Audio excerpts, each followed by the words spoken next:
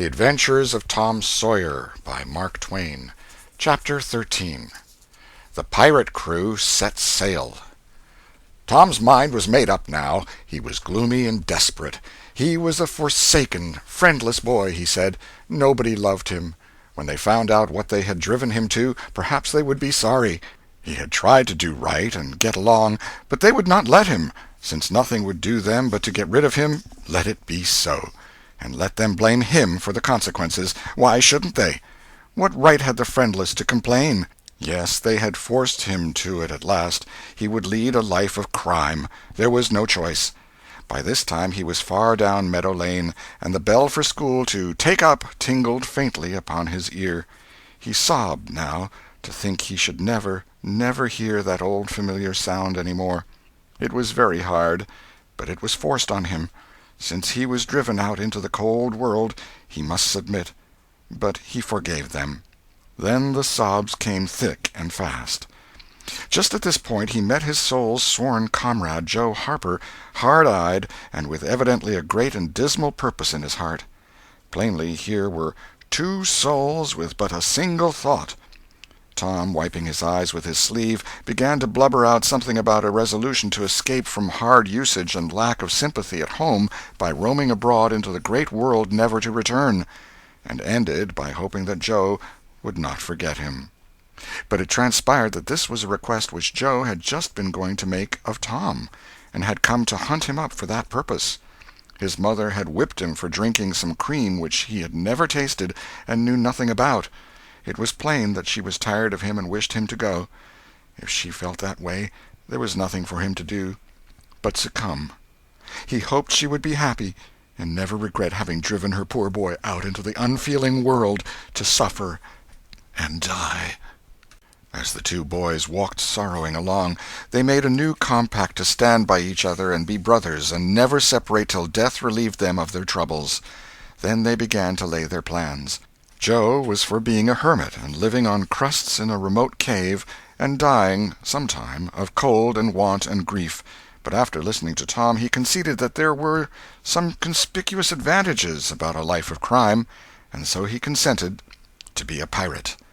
3 miles below St. Petersburg, at a point where the Mississippi River was a trifle over a mile wide, there was a long, narrow, wooded island, with a shallow bar at the head of it, and this offered well as a rendezvous.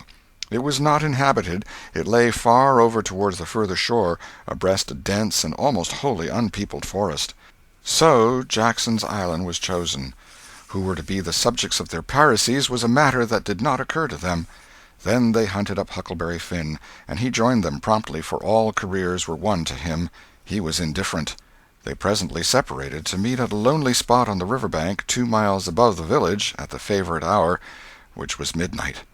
There was a small log raft there which they meant to capture. Each would bring hooks and lines, and such provision as he could steal in the most dark and mysterious way, as became outlaws, and before the afternoon was done they had all managed to enjoy the sweet glory of spreading the fact that pretty soon the town would hear something. All who got this vague hint were cautioned to be mum and wait.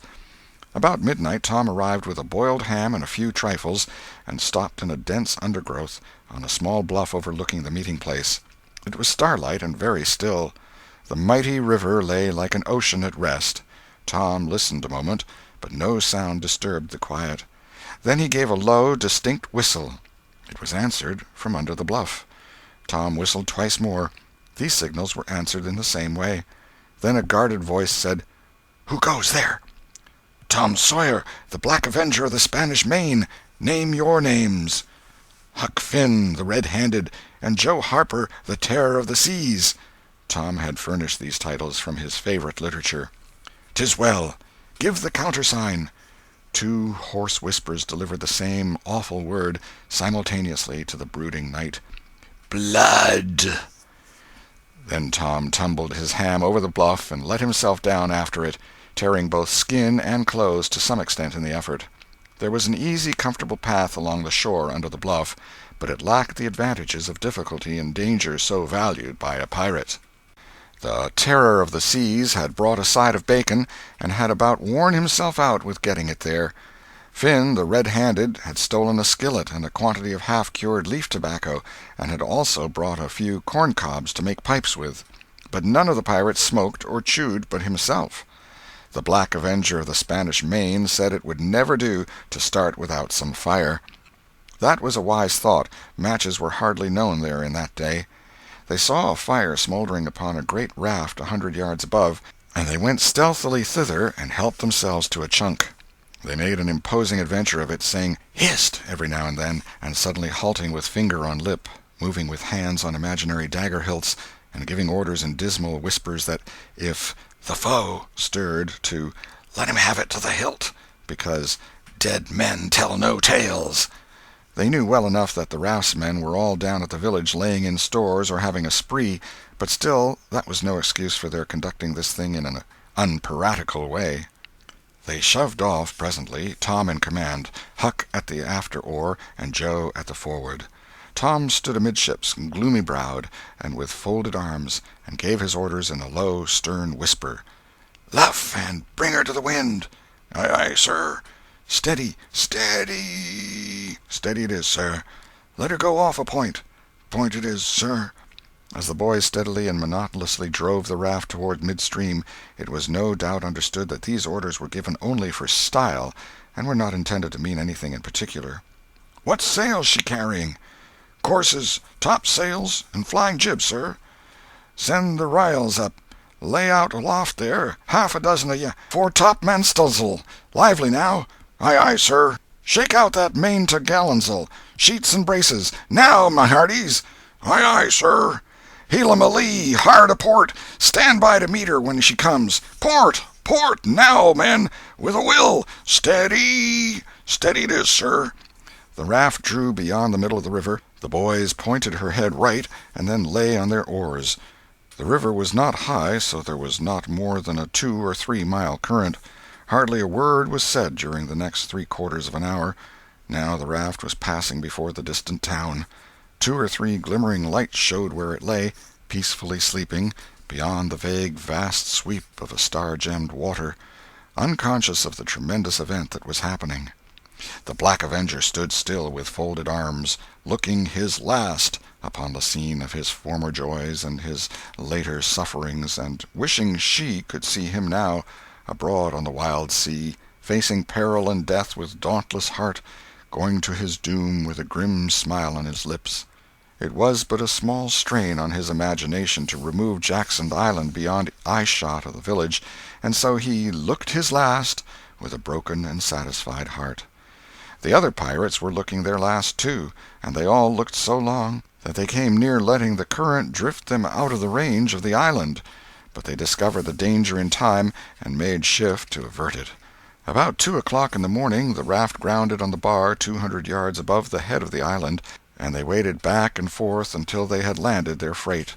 Part of the little raft's belongings consisted of an old sail, and this they spread over a nook in the bushes for a tent to shelter their provisions, but they themselves would sleep in the open air in good weather, as became outlaws. They built a fire against the side of a great log 20 or 30 steps within the somber depths of the forest, and then cooked some bacon in the frying-pan for supper, and used up half of the corn-pone stock they had brought. It seemed glorious sport to be feasting in that wild, free way in the virgin forest of an unexplored and uninhabited island, far from the haunts of men, and they said they never would return to civilization. The climbing fire lit up their faces and threw its ruddy glare upon the pillared tree-trunks of their forest temple, and upon the varnished foliage and festooning vines. When the last crisp slice of bacon was gone, and the last allowance of corn-pone devoured, the boys stretched themselves out on the grass, filled with contentment. They could have found a cooler place, but they would not deny themselves such a romantic feature as the roasting campfire. "Ain't it gay?" said Joe. "It's nuts," said Tom. "What would the boys say if they could see us?" "Say? Well, they'd just die to be here. Hey, Hucky?" "I reckon so," said Huckleberry. "Anyways, I'm suited. I don't want nothing better'n this. I don't ever get enough to eat, generally, and here they can't come and pick at a feller and bully-rag him so." "It's just the life for me," said Tom. You don't have to get up mornings, and you don't have to go to school and wash and all that blame foolishness. You see, a pirate don't have to do anything, Joe, when he's ashore, but a hermit, he has to be a-praying considerable, and then he don't have any fun, anyway, all by himself that way." "Oh, yes, that's so," said Joe, "but I hadn't thought much about it, you know. I'd a good deal rather be a pirate, now that I've tried it." "You see," said Tom, "people don't go much on hermits nowadays, like they used to in the old times, but a pirate's always respected, and a hermit's got to sleep on the hardest place he can find, and put sackcloth and ashes on his head, and stand out in the rain, and—" "What does he put sackcloth and ashes on his head for?" inquired Huck. "I don't know, but they's got to do it. Hermits always do. You'd have to do that if you was a hermit." "Derned if I would," said Huck. "Well, what would you do?" "I don't know, but I wouldn't do that." "Why, Huck, you'd have to. How'd you get around it?" "Why, I just wouldn't stand it. I'd run away." "Run away? Well, you would be a nice old slouch of a hermit. You'd be a disgrace." The red-handed made no response, being better employed. He had finished gouging out a cob, and now he fitted a weed stem to it, loaded it with tobacco, and was pressing a coal to the charge and blowing a cloud of fragrant smoke. He was in the full bloom of luxurious contentment. The other pirates envied him this majestic vice, and secretly resolved to acquire it shortly. Presently Huck said, "What does pirates have to do?" Tom said, "Oh, they have just a bully time. Take ships and burn them, and get the money and bury it in awful places in their island where there's ghosts and things to watch it, and kill everybody in the ships, and make 'em walk a plank." "And they carry the women to the island," said Joe. "They don't kill the women." "No," assented Tom, "they don't kill the women. They're too noble, and the women's always beautiful, too." "And don't they wear the bulliest clothes? Oh, no, all gold and silver and diamonds," said Joe with enthusiasm. "Who?" said Huck. "Why, the pirates." Huck scanned his own clothing forlornly. "I reckon I ain't dressed fitting for a pirate," said he with a regretful pathos in his voice, "but I ain't got none but these." But the other boys told him the fine clothes would come fast enough after they should have begun their adventures. They made him understand that his poor rags would do to begin with, though it was customary for wealthy pirates to start with a proper wardrobe. Gradually their talk died out, and drowsiness began to steal upon the eyelids of the little waifs. The pipe dropped from the fingers of the red-handed, and he slept the sleep of the conscience-free and the weary. The Terror of the Seas and the Black Avenger of the Spanish Main had more difficulty in getting to sleep. They said their prayers inwardly and lying down, since there was nobody there with authority to make them kneel and recite aloud. In truth, they had a mind not to say them at all, but they were afraid to proceed to such lengths at that, lest they might call down a sudden and special thunderbolt from heaven. Then at once they reached and hovered upon the imminent verge of sleep. But an intruder came, now, that would not down. It was conscience. They began to feel a vague fear that they had been doing wrong to run away, and next they thought of the stolen meat, and then the real torture came. They tried to argue it away by reminding conscience that they had purloined sweetmeats and apples scores of times, but conscience was not to be appeased by such thin plausibilities. It seemed to them in the end that there was no getting around the stubborn fact that taking sweetmeats was only hooking, while taking bacon and hams and such valuables was plain simple stealing. And there was a command against that in the Bible. So they inwardly resolved that so long as they remained in the business, their piracies should not again be sullied with the crime of stealing. Then conscience granted a truce, and these curiously inconsistent pirates fell peacefully to sleep. End of Chapter 13. Chapter 14. Happy Camp of the Freebooters. When Tom awoke in the morning, he wondered where he was. He sat up and rubbed his eyes and looked around. Then he comprehended. It was the cool, gray dawn, and there was a delicious sense of repose and peace in the deep, pervading calm and silence of the woods. Not a leaf stirred, not a sound obtruded upon great Nature's meditation. Beaded dewdrops stood upon the leaves and grasses, a white layer of ashes covered the fire, and a thin blue breath of smoke rose straight into the air. Joe and Huck still slept. Now, far away in the woods, a bird called. Another answered. Presently the hammering of a woodpecker was heard. Gradually the cool, dim gray of the morning whitened, and as gradually sounds multiplied and life manifested itself. The marvel of nature shaking off sleep and going to work unfolded itself to the musing boy. A little green worm came crawling over a dewy leaf, lifting 2/3 of his body into the air from time to time and sniffing around, then proceeding again, for he was measuring, Tom said, and when the worm approached him of its own accord, he sat as still as a stone, with his hopes rising and falling by turns, as the creature still came toward him or seemed inclined to go elsewhere. And when at last it considered a painful moment with its curved body in the air and then came decisively down upon Tom's leg and began journeying over him, his whole heart was glad, for that meant that he was going to have a new suit of clothes, without the shadow of a doubt a gaudy piratical uniform. Now a procession of ants appeared, from nowhere in particular, and went about their labors. One struggled manfully by with a dead spider 5 times as big as itself in its arms, and lugged it straight up a tree trunk. A brown-spotted ladybug climbed the dizzy height of a grass-blade, and Tom bent down close to it and said, "Ladybug, ladybug, fly away home.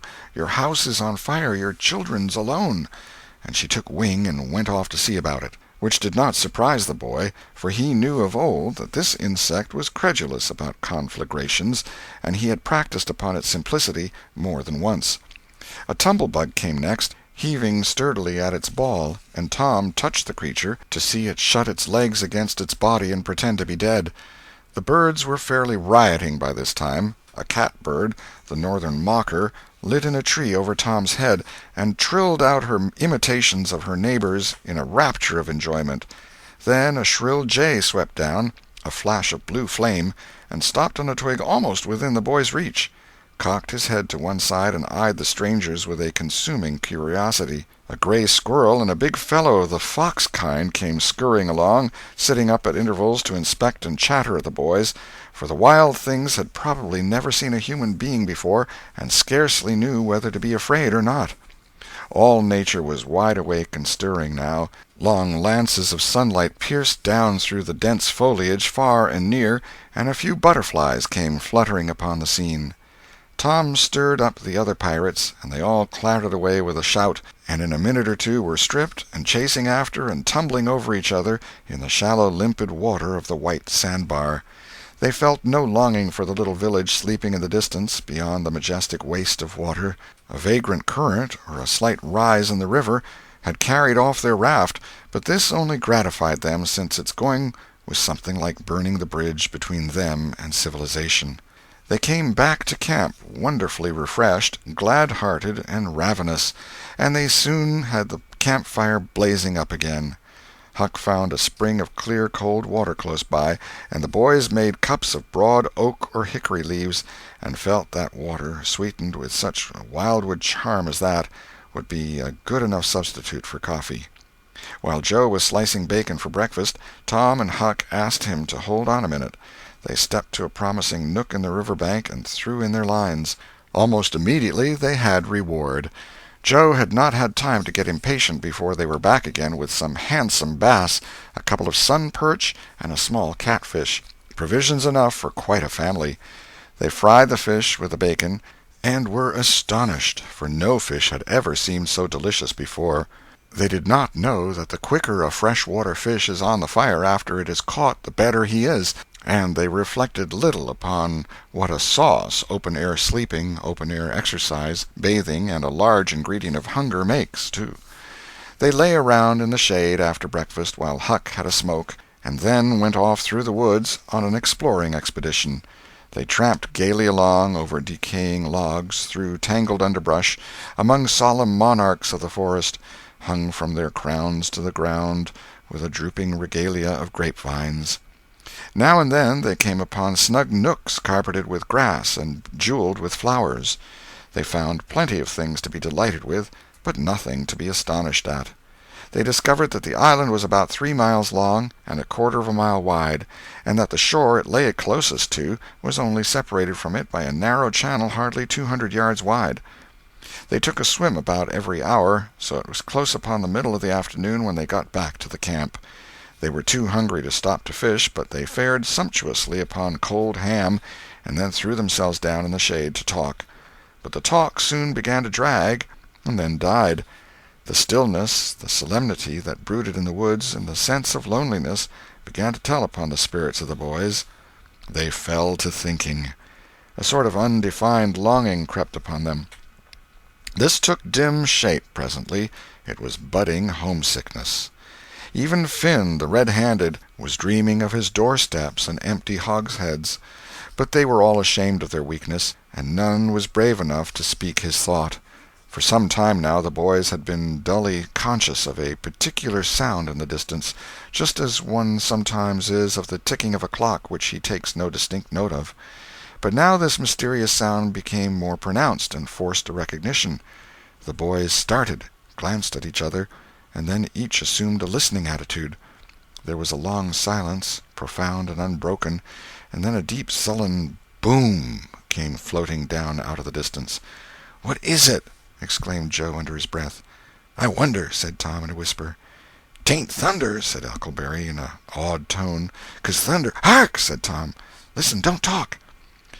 They waited a time that seemed an age, and then the same muffled boom troubled the solemn hush. "Let's go and see." They sprang to their feet and hurried to the shore toward the town. They parted the bushes on the bank and peered out over the water. The little steam ferry-boat was about a mile below the village, drifting with the current. Her broad deck seemed crowded with people. There was a great many skiffs rowing about or floating with the stream in the neighborhood of the ferry-boat, but the boys could not determine what the men in them were doing. Presently a great jet of white smoke burst from the ferry-boat's side, and as it expanded and rose in a lazy cloud, that same dull throb of sound was borne to the listeners again. "I know now!" exclaimed Tom. "Somebody's drownded." "That's it," said Huck. "They done that last summer when Bill Turner got drownded. They shoot a cannon over the water, and that makes him come up to the top." "Yes, and they take loaves of bread and put quicksilver in 'em and set 'em afloat, and wherever there's anybody that's drownded, they'll float right there and stop." "Yes, I've heard about that," said Joe. "I wonder what makes the bread do that." "Oh, it ain't the bread so much," said Tom. "I reckon it's mostly what they say over it before they start it out." "But they don't say anything over it," said Huck. "I've seen 'em, and they don't." "Well, that's funny," said Tom. "But maybe they say it to themselves." "Of course they do. Anybody might know that." The other boys agreed that there was reason in what Tom said, because an ignorant lump of bread uninstructed by an incantation could not be expected to act very intelligently when sent upon an errand of such gravity. "By jings, I wish I was over there now," said Joe. "I do too," said Huck. "I'd give heaps to know who it is." The boys still listened and watched. Presently a revealing thought flashed through Tom's mind, and he exclaimed, "Boys, I know who's drownded. It's us!" They felt like heroes in an instant. Here was a gorgeous triumph. They were missed. They were mourned. Hearts were breaking on their account. Tears were being shed. Accusing memories of unkindness to these poor lost lads were rising up, and unavailing regrets and remorse were being indulged. And best of all, the departed were the talk of the whole town, and the envy of all the boys, as far as this dazzling notoriety was concerned. This was fine. It was worth while to be a pirate after all. As twilight drew on, the ferry-boat went back to her accustomed business, and the skiffs disappeared. The pirates returned to camp. They were jubilant with vanity over their new grandeur and the illustrious trouble they were making. They caught fish, cooked supper, and ate it, and then fell to guessing at what the village was thinking and saying about them, and the pictures they drew of the public distress on their account were gratifying to look upon from their point of view. But when the shadows of night closed them in, they gradually ceased to talk, and sat gazing into the fire, with their minds evidently wandering elsewhere.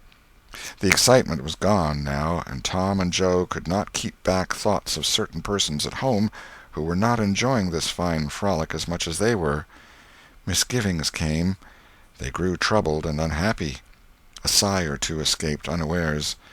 By and by Joe timidly ventured upon a roundabout feeler as to how the others might look upon a return to civilization. Not right now, but— Tom withered him with derision. Huck, being uncommitted as yet, joined in with Tom, and the waverer quickly "explained," and was glad to get out of the scrape with as little taint of chicken-hearted homesickness clinging to his garments as he could.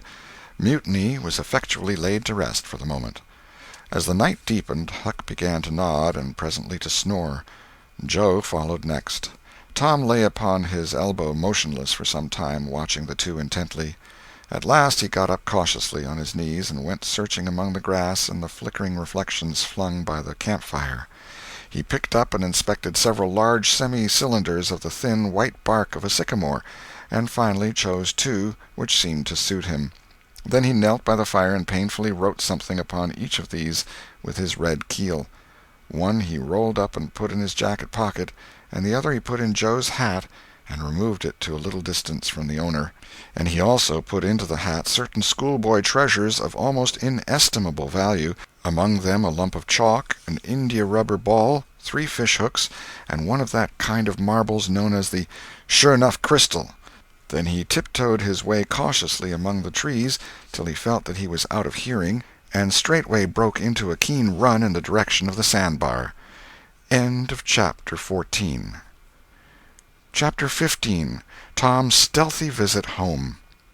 A few minutes later Tom was in the shoal water of the bar, wading toward the Illinois shore. Before the depth reached his middle he was halfway over. The current would permit no more wading now, so he struck out confidently to swim the remaining 100 yards. He swam quartering upstream, but still was swept downward rather faster than he had expected. However, he reached the shore finally, and drifted along till he found a low place and drew himself out. He put his hand on his jacket pocket, found his piece of bark safe, and then struck through the woods, following the shore with streaming garments. Shortly before 10 o'clock he came out into an open place opposite the village, and saw the ferryboat lying in the shadow of the trees and the high bank. Everything was quiet under the blinking stars. He crept down the bank, watching with all his eyes, slipped into the water, swam 3 or 4 strokes, and climbed into the skiff that did yawl duty at the boat's stern. He laid himself down under the thwarts and waited, panting. Presently the cracked bell tapped, and a voice gave the order to "cast off." A minute or two later the skiff's head was standing high up against the boat's swell, and the voyage was begun. Tom felt happy in his success, for he knew it was the boat's last trip for the night. At the end of a long 12 or 15 minutes the wheel stopped, and Tom slipped overboard and swam ashore in the dusk, landing 50 yards downstream, out of danger of possible stragglers. He flew along unfrequented alleys, and shortly found himself at his aunt's back fence. He climbed over, approached the L, and looked in at the sitting-room window, for a light was burning there. There sat Aunt Polly, Sid, Mary, and Joe Harper's mother, grouped together, talking. They were by the bed, and the bed was between them and the door. Tom went to the door and began to softly lift the latch. Then he pressed gently, and the door yielded a crack. He continued pushing cautiously, and quaking every time it creaked, till he judged he might squeeze through on his knees. So he put his head through and began warily. "What makes the candles blow so?" said Aunt Polly. Tom hurried up. "Why, that door's open, I believe. Why, of course it is. No end of strange things now. Go along and shut it, Sid." Tom disappeared under the bed just in time. He lay and breathed himself for a while, then crept to where he could almost touch his aunt's foot. "But as I was saying," said Aunt Polly, "he warn't bad, so to say, only mischievous, only just giddy and harum-scarum, you know. He warn't any more responsible than a colt. He never meant any harm, and he was the best-hearted boy that ever was," and she began to cry. "It was just so with my Joe, always full of his devilment and up to every kind of mischief, but he was just as unselfish and kind as he could be. And laws bless me, to think I went and whipped him for taking that cream, never once recollecting that I throwed it out myself because it was sour, and I never to see him again in this world, never, never, never, poor abused boy." And Mrs. Harper sobbed as if her heart would break. "I hope Tom's better off where he is," said Sid. "But if he'd been better in some ways—" "Sid!" Tom felt the glare of the old lady's eye, though he could not see it. "Not a word against my Tom, now that he's gone. God'll take care of him. Never you trouble yourself, sir. Oh, Mrs. Harper, I don't know how to give him up. I don't know how to give him up. He was such a comfort to me, although he tormented my old heart out of me most. The Lord giveth, and the Lord hath taken away. Blessed be the name of the Lord. But it's so hard, oh, it's so hard. Only last Saturday my Joe busted a firecracker right under my nose, and I knocked him sprawling. Little did I know then how soon.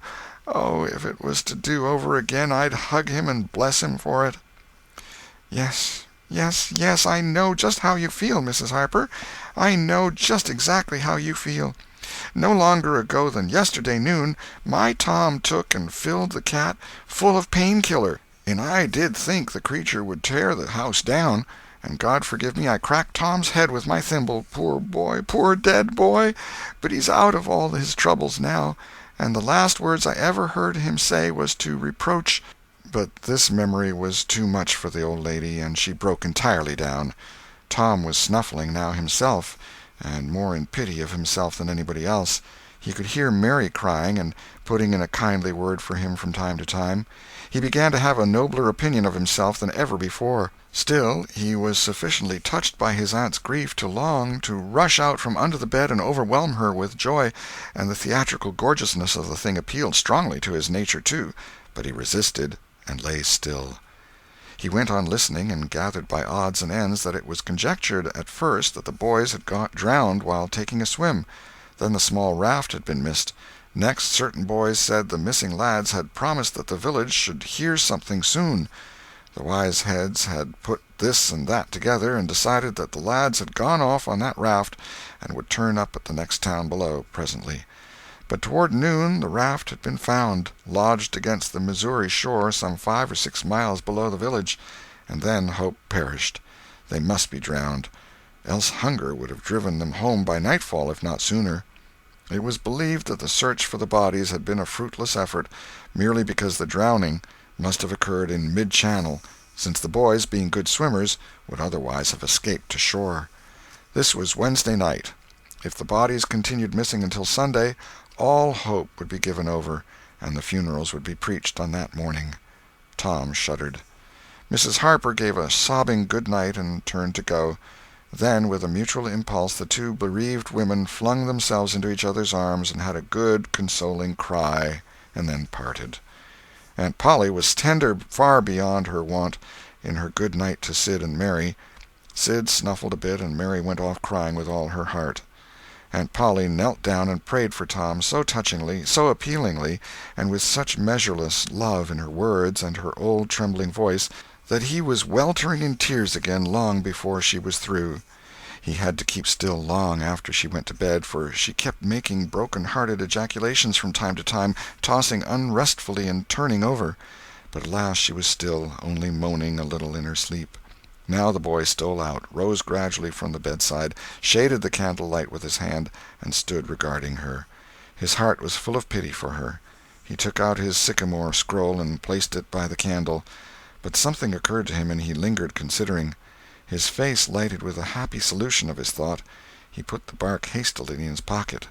Then he bent over and kissed the faded lips, and straightway made his stealthy exit, latching the door behind him. He threaded his way back to the ferry landing, found nobody at large there, and walked boldly on board the boat, for he knew she was tenantless except that there was a watchman who always turned in and slept like a graven image. He untied the skiff at the stern, slipped into it, and was soon rowing cautiously upstream. When he had pulled a mile above the village, he started quartering across and bent himself stoutly to his work. He hit the landing on the other side neatly, for this was a familiar bit of work for him. He was moved to capture the skiff, arguing that it might be considered a ship and therefore a legitimate prey for a pirate, but he knew a thorough search would be made for it, and that might end in revelations. So he stepped ashore and entered the wood. He sat down and took a long rest, torturing himself meantime to keep awake, and then started warily down the home stretch. The night was far spent. It was broad daylight before he found himself fairly abreast the island bar. He rested again until the sun was well up and gilding the great river with its splendor, and then he plunged into the stream. A little later he paused, dripping, upon the threshold of the camp, and heard Joe say, "No, Tom's true blue, Huck. He'll come back. He won't desert. He knows that would be a disgrace to a pirate, and Tom's too proud for that sort of thing. He's up to something or other. I wonder what. Well, the things is ours anyway, ain't they?" "Pretty near, but not yet, Huck. The writing says they are if he ain't back here to breakfast." "Which he is!" exclaimed Tom, with fine dramatic effect, stepping grandly into camp. A sumptuous breakfast of bacon and fish was shortly provided, and as the boys set to work upon it, Tom recounted, and adorned, his adventures. They were a vain and boastful company of heroes when the tale was done. Then Tom hid himself away in a shady nook to sleep till noon, and the other pirates got ready to fish and explore. End of chapter 15.